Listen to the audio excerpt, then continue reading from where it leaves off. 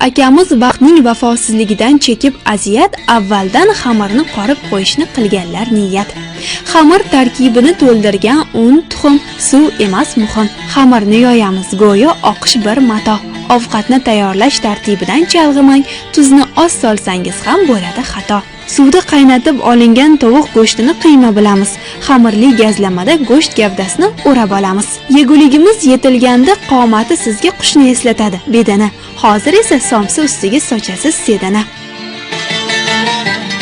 Xamirli taomimiz 20 daqiqa davomida gaz pechida bo'ladi aziz mehmon. Oshpazimiz turmaydilar bekor. Ovqatning qolgan masalliqlarini bo'laklash bilan bandlar bo'g'on. Piyoz archish ishidan ko'pchilik cho'chiydi. Pichoqni ola. Sabzavotning fe'li ma'lumda. Po'chog'iga pichoqni sanchimasingizdan ko'zingiz ko'chasiga quyadi jala. Sabzining saxovati ila sihatimiz oynasi ketmaydi dars.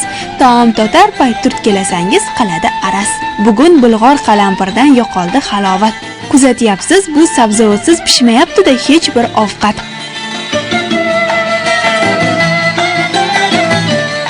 Pomidorni parraklab bo'lib yo'limizni tova tarafga buramiz. Masalliqlar boshchiligida qayli qo'rg'onini quramiz. Piyozdan keyin sabziga keladi navbat. Bu sabzavotning sog'lig'imizga saxiyligi bo'lsin boqiy.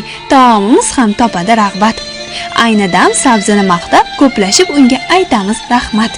Sabzavotlar orasida sabzi dorixonaning rahbari. Tanovul qilishdan bosh tortmasangiz, ko'magini kamaytirmaydi. Sizga holsizlik hujum qilganning topsa xabari. Bu sabzavotning tarkibini 12% gacha qand, 9,2% uglevod, 1,1% azotli moddalar to'ldiradi. Bu vitaminlar esa tanamizdagi kasalliklar ko'rshapalagini o'ldiradi. Bir dona sabzining vazni 30 grammdan 200 grammgacha tosh bosadi. Bo'yi esa 17 santimetrgacha o'sadi. Sabziga alqov aytganimizga bulg'or qalampirning keldi g'ashi. Hasad bilan ham jihat bo'lmasin, ikkovining bir go oshi. Pomidor ham shifokorlikni qilgan kasb. Bu ovqatni totsangiz dorixona darvozasini chertmay yurasiz, etsa nasib.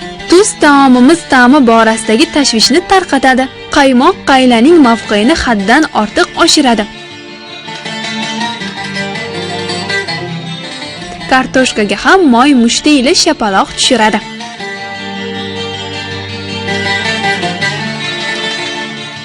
Oshpaz aka, bugun mahoratingiz o'z san'atini ko'rsatdi. Haddan oshiq.